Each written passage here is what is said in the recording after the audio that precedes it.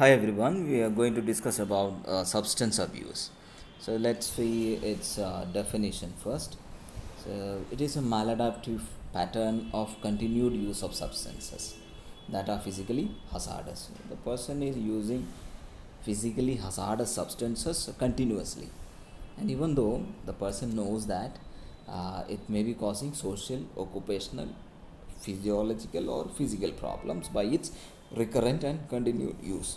So this can be defined as a maladaptive pattern of continued use of substances that are physically hazardous despite the knowledge that it may be causing social, occupational, physiological or physical problems by its recurrent and continued use.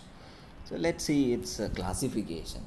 So in the classification there are narcotic analgesics, stimulants, depressants, hallucinogens, cannabis, then volatile solvents and other drugs such as muscle relaxants, painkillers, antihistamines, antiemetics, antidepressants, and antipsychotics. All these substances or the drugs are being used recurrently and continuously by an individual, even they know, even when they know that it is going to be hazardous, and that is called substance abuse. And these are the classifications of psychoactive substances that are commonly used.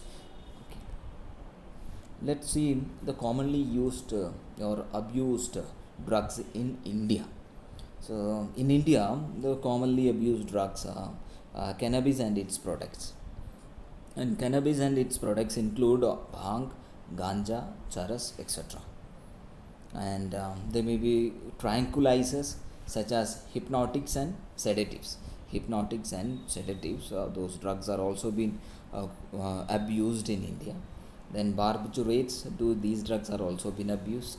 Then amphetamines, they are also been abused in India.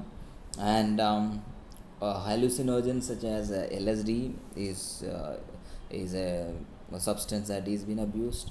Then narcotic drugs such as opium, pethidine, morphine, heroin, cocaine, etc. are also used.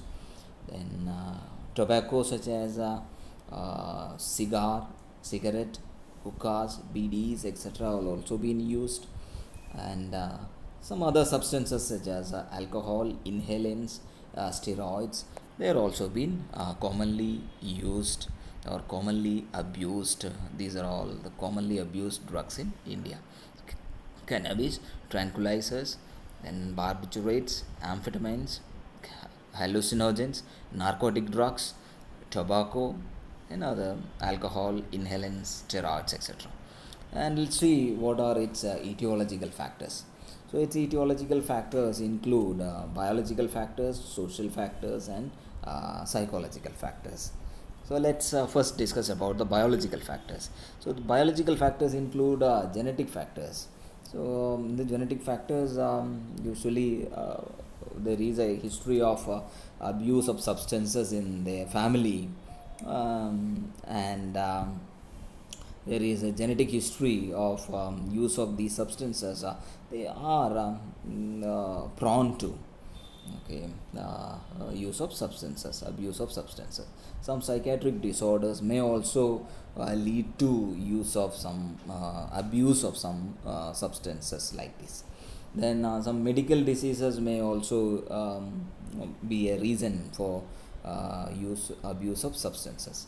Then withdrawal effects. So the withdrawal effects of a drug or a substance may be painful, and due to that painful effect of the effect of withdrawing from the drug, the person may continuously or continue to use that substance or the drug. So these are the biological factors that include genetic factors, some psychiatric disorders, some medical conditions, or some chronic illnesses, and the painful withdrawal effects. The effects there are. These are some of the biological factors. Then psychological factors. It include curiosity to experience what it is and how I may be how I may be feeling after the after taking that particular substance. So that may be one of the factors. So curiosity, they start as a matter of curiosity.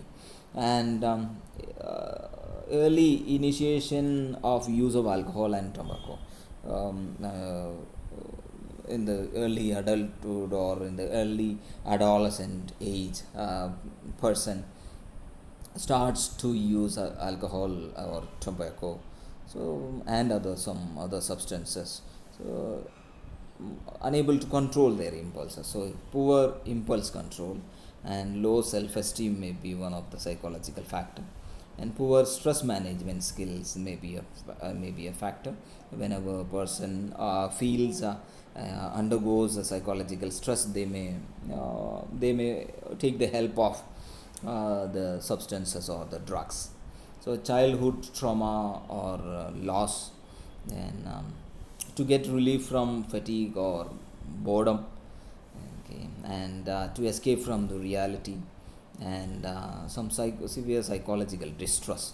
All these are some of the psychological factors that may be contributing to the use of abuse of substances. Curiosity may be one of the important factor. Then early initiation of use of these substances, poor impulse control, unable to control their impulses, then low self-esteem, poor stress management skills, childhood trauma, then to get relief from fatigue or boredom, and to escape from the reality, and some psychological stress. Social factors. So in the social factors, there is if they have difficulty in establishing relationships, and when there is a family breakdown or a marriage breakdown or a divorce, and a decline in studies or poor performance in the studies, or poverty may be one of the reason that leading a person to a stressful life situations. Then violence may be a reason. Then neglect is another reason. Isolation, social isolation or neglect, this can be a social factor that may lead to abuse of drugs or substances. Then unemployment may be another reason. An antisocial environment or a criminal environment, the environment in which a person lives, in the society in which a person lives, the nature of the society may also be a factor for abuse of these substances. Okay. So let's see the effects of substance abuse. So what are the effects of substance abuse in an individual? So that changes the attitude of the individual, changes in attitude. Then it changes the personality characteristics. It changes the personality, changes the behavior, and it changes the relationship, and it changes their friendships. Okay, changes in the relationships with other people. Then it changes the activities and hobbies. Their activities and hobbies may differ, may change when they are taking continuously some substances or drugs.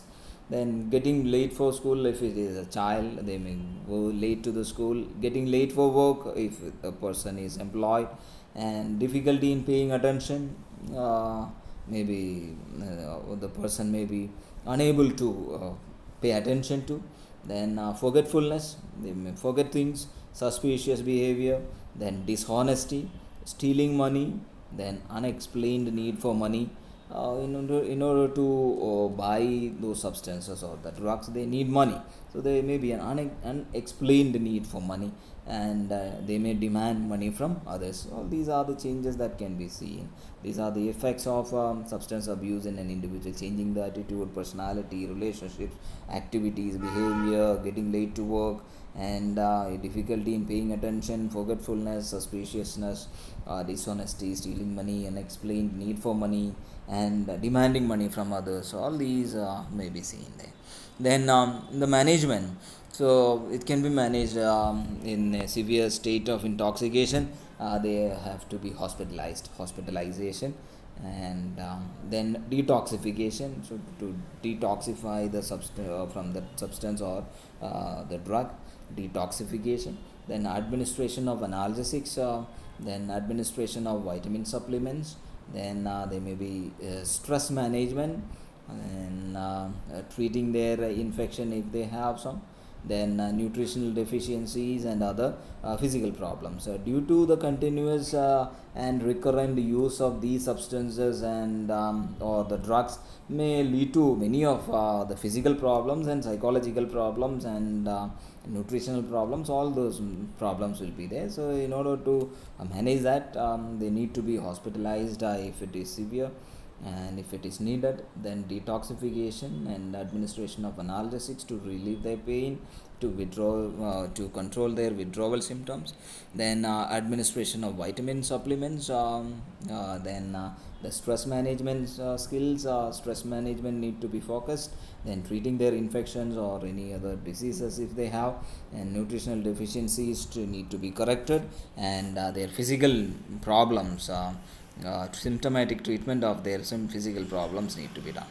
Then in the psychotherapy, there may be supportive psychotherapy providing support, then cognitive behavior therapy which aims to change their thought process and their behavior, then family therapy to involve the family members in the treatment of the patient, the person, then group therapy, in therapy provided in group, then counseling, then therapeutic communities. Therapeutic community is where a group of people where their aim is to bring the person out of their distressing situation or distressing problems.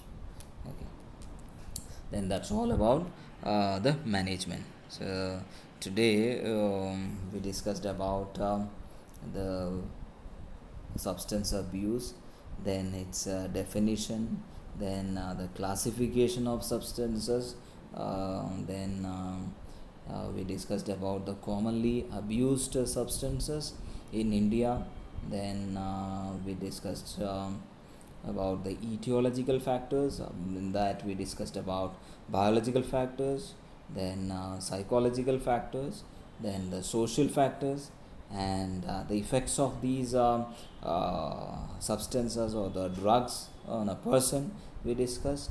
Then we have discussed about the management, how they can be managed, and thank you very much, and that's all about the substance abuse.